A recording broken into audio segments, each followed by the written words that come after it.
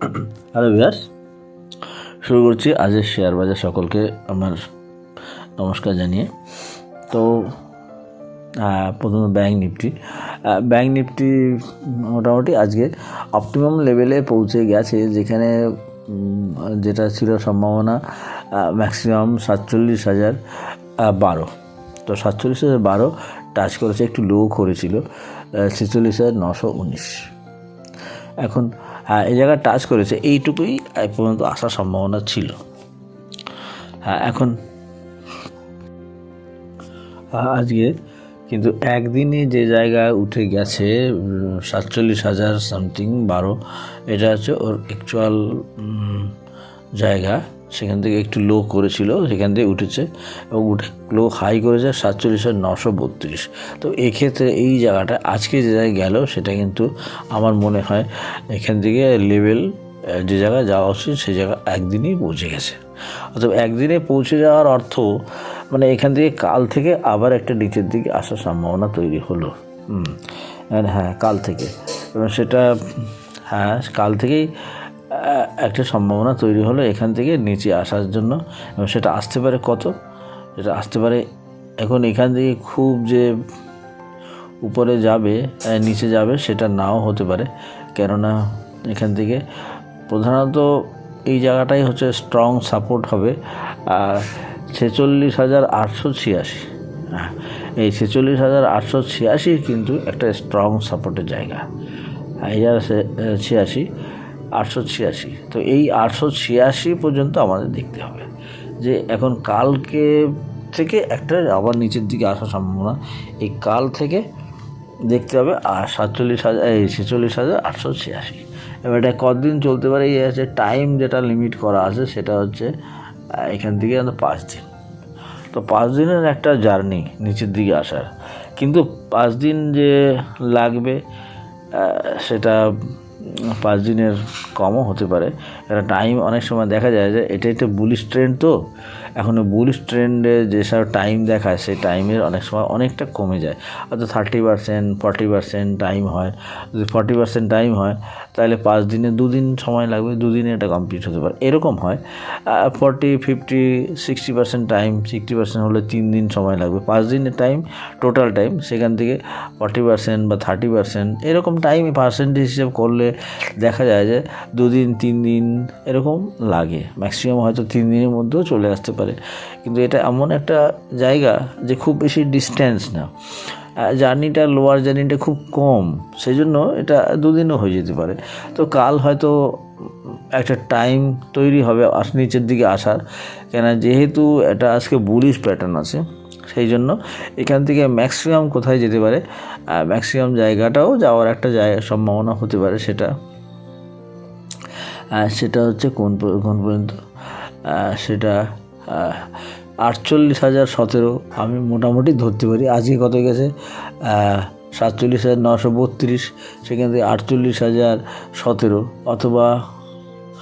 অথবা ক্লোজিং বেসিসে 48,113, ক্লোজিং না ওপেন বেসিসে 47,939 এরকম একটা জায়গাও হতে পারে।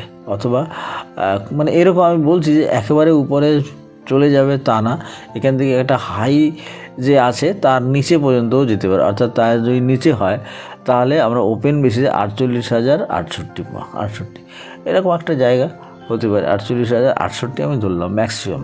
তো এইটা হয়ে এখান থেকে তারপরে একটা নিচে দিই। কাল থেকে যদি দেখা যায় যে কালকে একটা ব্ল্যাক বডি হলো, তাহলে নিশ্চয়ই সে নিচে আসবে, এবং এখান থেকে যা হয়েছে তাতে নিচে আসাটা এটা হওয়া উচিত, টেকনিক্যালি হওয়া উচিত। তো এই হচ্ছে ব্যাঙ্ক নিফটি। যে কালকে এত উপরে ম্যাক্সিমাম আমি যেটা বললাম 48,068 এরকম হয়তো হতে পারে। এখান থেকে তারপর নিচের দিকে আসার ট্রেন্ড তৈরি হবে, এবং সেটা কালকে দেখবো একটা ব্ল্যাক বডি হয় কিনা। তো এই হচ্ছে ব্যাঙ্ক নিফটি। এখান থেকে যেটা এসে ইনিশিয়ালি দেখা যাচ্ছে যেটা 20,900 কত গেছে 976 একটা লো করেছে। অর্থাৎ ইনিশিয়ালি দেখা যাচ্ছে এটা ঠিকই আছে 20,976, কিন্তু এটা এইটুকু আসা ঠিকই আছে, কিন্তু আমার মনে হয় এখান থেকে একটা আরেকটু নিচেও আসতে পারে।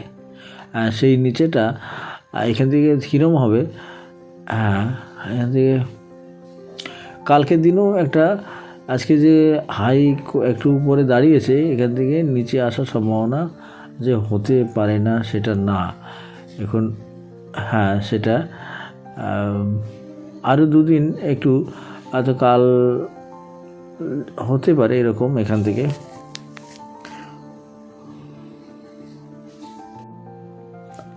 এবারে যে এখান থেকে কী হতে পারে, যে নিচে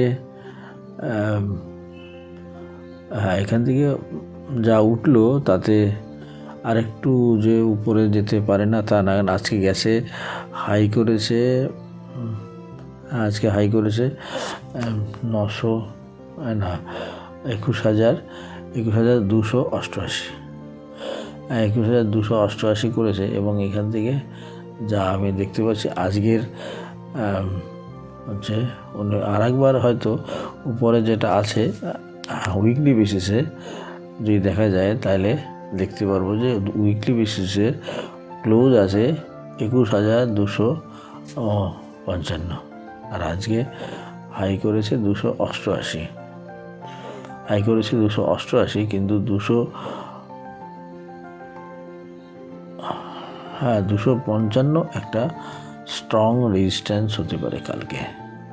হ্যাঁ হয়তো 288 মনে হয়, আর যাওয়ার সম্ভাবনা খুবই কম। এখান থেকে যে আছে ক্লোজ আছে উইকলি বেসিসে ক্লোজ হচ্ছে 21,255। এই 21,255 কিন্তু একটা স্ট্রং রেজিস্ট্যান্স হয়ে যাবে। হ্যাঁ, এবং এই উইকলি বেসিসে 21,255 এই জায়গাটার থেকে আর একটু নিচে হয়তো এই জায়গায় একবার রিটেস্ট করতে পারে। সেই জন্যই বলছি যে 288 যে আজকে হাই গেছে, সেই 88টা কিন্তু হয়তো কাল আর নাও যেতে পারে। 288 ক্লোজিং বেসিস ডেইলি বেসিসে হাই করেছে 288, কিন্তু আমার মনে হয় কালকে 255টাই একটা স্ট্রং রেজিস্ট্যান্স হয়ে যাবে। কেন 21,255। হ্যাঁ, তো এই 255 থেকে আবার একটু নিচে আসার সম্ভাবনা আছে। সেটা কোন পর্যন্ত, আজ একটু স্লাইটলি নিচে, অর্থাৎ এটা হচ্ছে উইকলি বেসিস দেখা যায় 969, 20,969 এই জায়গাটায় আরেকবার আসার সম্ভাবনা আছে। সেটা আশা করি কালকে হয়তো হয়ে যাবে, কালকের দিনের মধ্যে আশা করা যায় হয়ে যাবে। কেন এখান থেকে যা দেখছি তাতে টাইম ফ্রেমটা এইভাবে দেখলে আর একদিন কালকের মধ্যে, কালকে বা হয়তো এরকমও হতে পারে। এটা এখানে এমন একটা ব্যাপার হয়েছে যে এখান থেকে 2 দিনও সময় নিতে পারে। হ্যাঁ, 2 দিন টাইম নিতে পারে। হয়তো কাল 255টায় স্টিক করার চেষ্টা করবে। হ্যাঁ, কালকে কিন্তু এরকম ব্যাপার হচ্ছে, এখানে ডেইলি বেসিসে একটা আছে ওপেন আছে 287, হয়তো 287 আরেক যেতে পারে। হ্যাঁ, এটা ডেইলি বেসিসে 287ও যেতে পারে। 255 আমি বলছি, কিন্তু হাইলো বেসিসে 287ও আর একবার যেতে পারে। কেন 288 গেছে ডেইলি বেসিসে, হাইলো বেসিসে, হাইলি বেসিসে 287 পর্যন্ত যেতে পারে। তা এইটুকু হচ্ছে এই হচ্ছে লিমিট, আপার লিমিট হচ্ছে 200, ম্যাক্সিমাম 287, 255 থেকে 287 এর মধ্যে আরেকবার এখানে রিটেস্ট করে 88 টাচ নাও করতে পারে এখান থেকে, তারপরে নিচের দিকে আসার সম্ভাবনা। সেটা হচ্ছে কত, 20,969, সম্ভবত 69ই বললাম না, 20,969। এই হচ্ছে মোটামুটি নিফটি এবং ব্যাংক নিফটির পরিস্থিতি। আজ একটু ইনফোসিস নিয়ে বলছি। ইনফোসিস আজ দেখছিলাম যে কী পরিস্থিতি হয়েছে। কাল তো বাজার সবই পড়লো, আজকে একটা বেশ ভালো পুল ব্যাক হয়েছে। কোনো স্টক কিছুটা হয়েছে, কোনো স্টক খুব একটা হতে পারেনি, কিছুটা হয়েছে, আবার কিছুটা একটু বেশি হয়েছে। এরকম সবাই একটা পুল ব্যাক দেওয়ার চেষ্টা করেছে আজকে। কেন এটা একটা বুলিশ পিরিয়ড, এখন এই বুলিশ পিরিয়ডে কি হয়, একটা ভি শেপ, এটাকে আপ ট্রেন্ড বলে। হঠাৎ পরে দুম করে পরে আবার উঠে যায়, এটাকেই বলে ভি শেপ। কিন্তু এই ভি শেপটা হলো এমন জায়গায় হয়েছে যেখান থেকে যতখানি পড়েছে তার 60-70% বেশি, হয়তো বুলিশ পিরিয়ডে 80% উঠতে পারে, তা এর বেশি মনে হয় উঠতে পারবে না কোনো স্টকই, যতই একটা মিনিমাম কনসলিডেশন পিরিয়ড না কমপ্লিট করে। সেই জন্য এখানে যে দেখা যাচ্ছে যে ইনফোসিসে ওঠার চেষ্টা করেছে। ইনফোসিস যদিও খুবই উইক, ইনফোসিসের চার্ট বলছে ইনফোসিস খুব উইক। ইনফোসিসে প্রচুর বিক্রি হয়েছে, এবং সে শুধু এই না, লং টার্ম বেসিসে ও বিক্রি হয়েছে। লং টার্ম বলতে মিডিয়াম টার্মে কিছুটা বিক্রি দেখা যাচ্ছে, হ্যাঁ, এবং ভেরি লং টার্মেও কিছুটা সেল দেখা যাচ্ছে, এবং শর্ট টার্মে সবচেয়ে বেশি সেল দেখা যাচ্ছে। তো একদম সেল হয়ে গেছে, বিক্রি করতে করতে একদম তলানিতে চলে এসছে। এবং তারপরে কিন্তু আবার একটা ওঠা, এই যে উঠলো, অর্থাৎ উঠে কোথার থেকে উঠেছে, প্রথম পড়েছিল